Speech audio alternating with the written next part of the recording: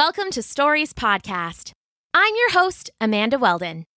Today's story is Dog King, Dog Days of Summer, an original story by Daniel Hinds. Thanks! Enjoy the episode! Dog King, he's the king of the dogs. Dog King, he's the king of the dogs. Dog King, he's the king of the dogs. Dog King, he's the king of the dogs. His mother was a dog, his father was a king, so now he's Dog King, and he's king of the dogs. Dog King, his bite is worse than his bark. Dog King, because he bites like a shark. Dog King, you know he's ruling the streets. Dog King, he won't roll over for treats. His mother was a dog, his father was a king, so now he's Dog King, and he's king of the dogs. Dog King! Today we find Dog King, king of the dogs, lying on his throne, gazing out at his kingdom. All over the alley, his subjects were stretched out and panting in the summer sun. It was hot. It was hotter than hot. The chocolate labs were drooping like candy bars melted in their wrappers. The wiener dogs sagged and wrinkled like gas station hot dogs. The short-haired dogs were miserable, and the long-haired dogs were begging for someone, anyone, to shave them. Safe to say, all the dogs in Dog King's alley were missing the cool breezes of spring. But one was having a particularly tough time adjusting. Ah! It's so hot! We'll all be melted by sundown. Dog King, if I don't make it, I want you to have my squeaky duck. She's buried under my owner's couch. Just don't chew her too hard. Be easy with her beak and her wings, and don't rip the squeaker. And don't move it, just leave her buried there. Actually, I'm taking her with me. Forget I said anything. Sure thing, Pickles. Ah! Dog King! The sun! The blistering sun! Oh, Ducky, I'm coming home! Okay, pal. I'm melting! I'm melting! Pickles, don't be so dramatic, said a long-haired Pekingese. I heard humans call these the dog days of summer. Ah! Well, they're not my days. My days wouldn't be so hot, and there'd be belly scratches, and all the table scraps you could eat. Pickles got a faraway look in his eyes. The fat from meat and crusts from pizza, broccoli from the little human, and shredded cheese that goes everywhere, gravy on everything, and... That's enough, Pickles. You're making me hungry, and it's not even second breakfast. Just tell me what's on the royal schedule for today.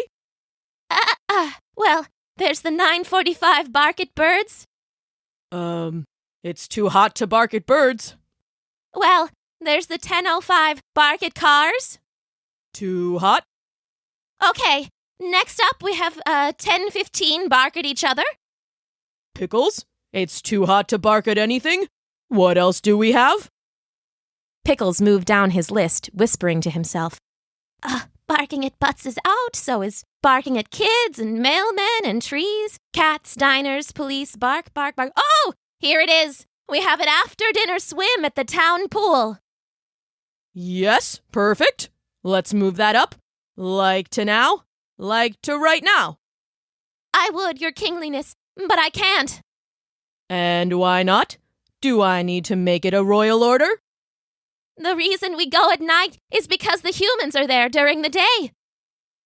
Dog King paused to think, scratching idly at his favorite group of fleas.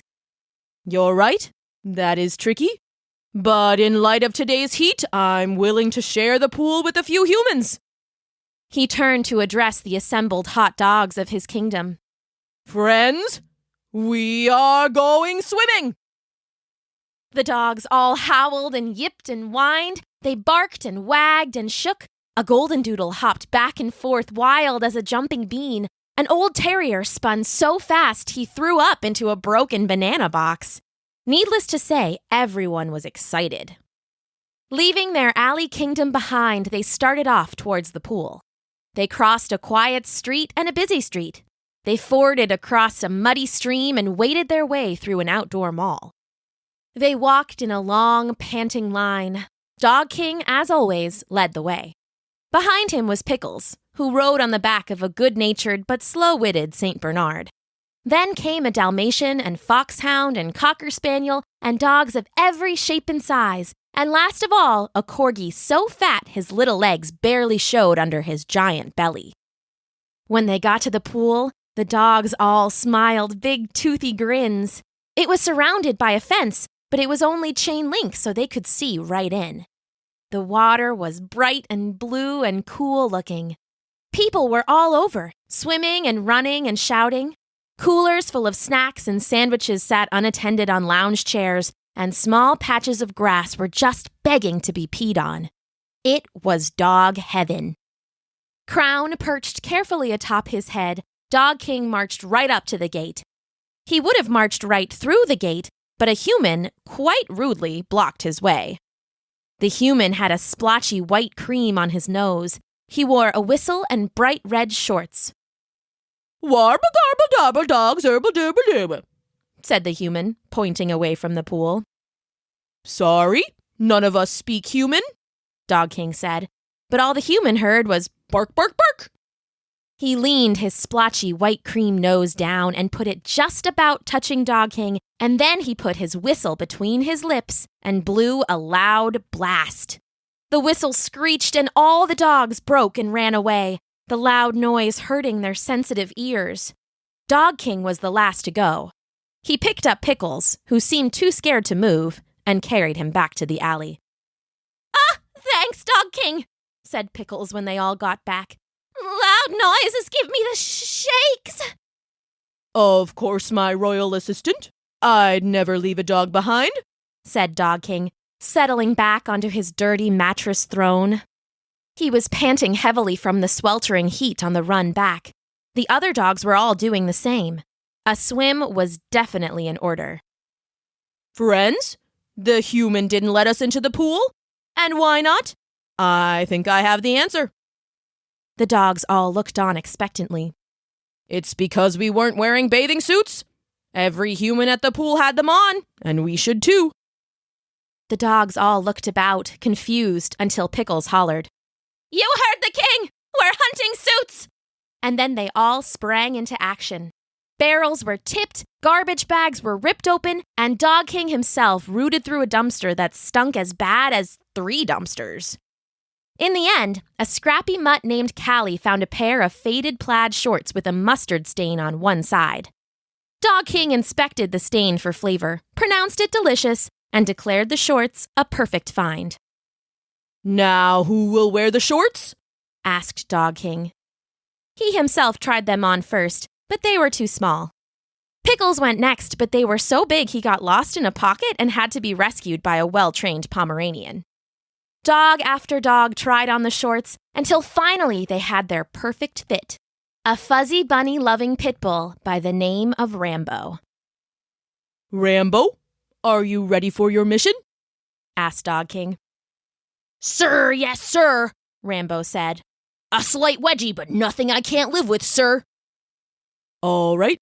If you get in, make sure to report back." Rambo saluted with one rust-brown paw and then took off running, doing his best to stay in the shade and out of the crushing sun.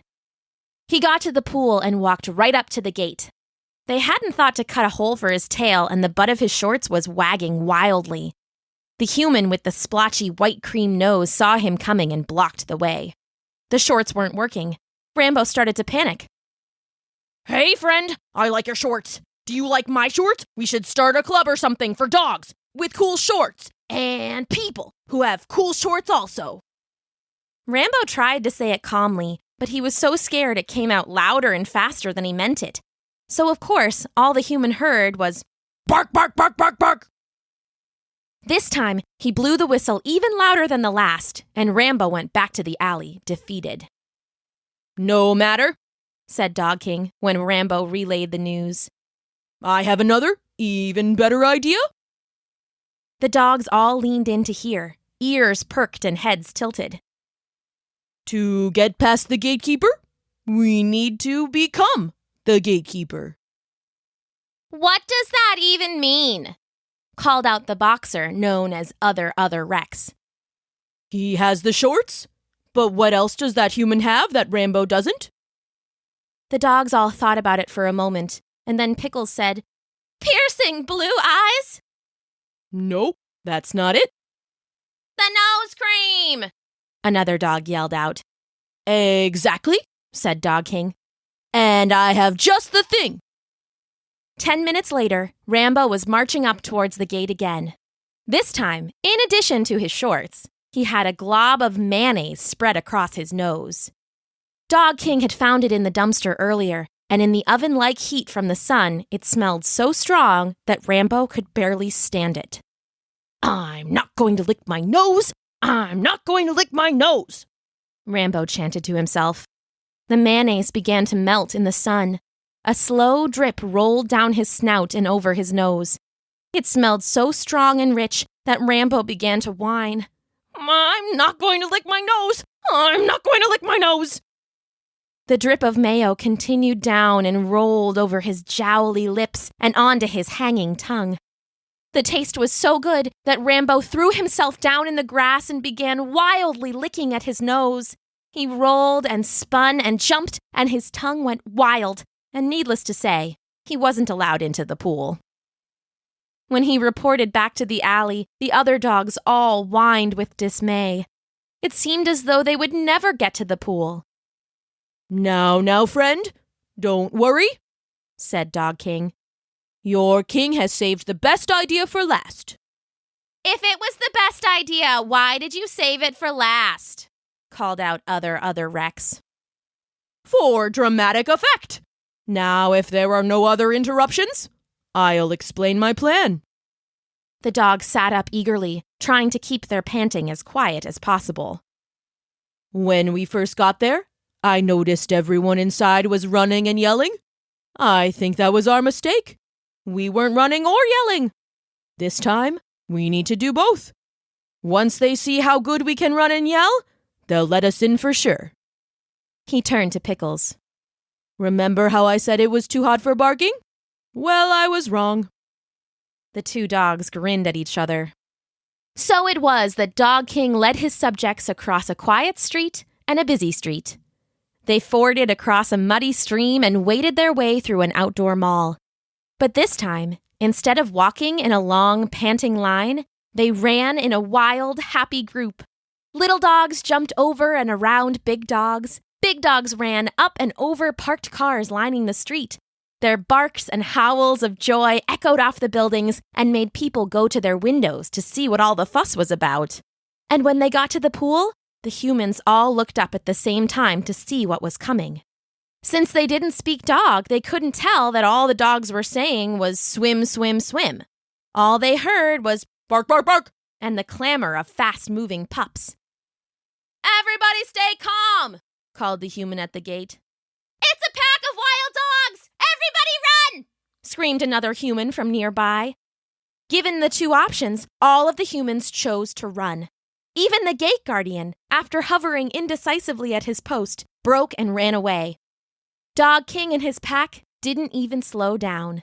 Running and barking and wagging and drooling, they poured through the gate and jumped into the pool. Splash after splash soaked the lawn chairs and towels as furry bodies plunged into the cool waters. Pickles executed a somewhat shaky swan dive. Rambo crashed in with a cannonball, and Dog King hit with a belly flop so big it soaked them all. A little later, dog paddling in lazy circles, Dog King found Pickles floating by on a raft, sandwich crusts in one cup holder and a fancy drink in the other. "Now this is what I call a dog day," said Pickles. They all swam for hours, finally getting out as the sun began to set. They walked home, tired, wet, and happy, Dog King, as always, leading the way. Dog King, he's the king of the dogs. Dog King, he's the king of the dogs. Dog King, he's the king of the dogs. Dog King, he's the king of the dogs. His mother was a dog, his father was a king. So now he's Dog King, and he's king of the dogs. Dog King, His bite is worse than his bark, Dog King, because he bites like a shark. Dog King, You know he's ruling the streets.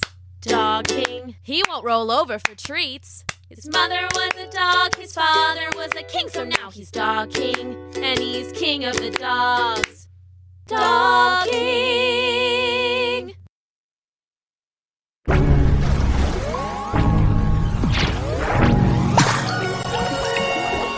Thanks for listening.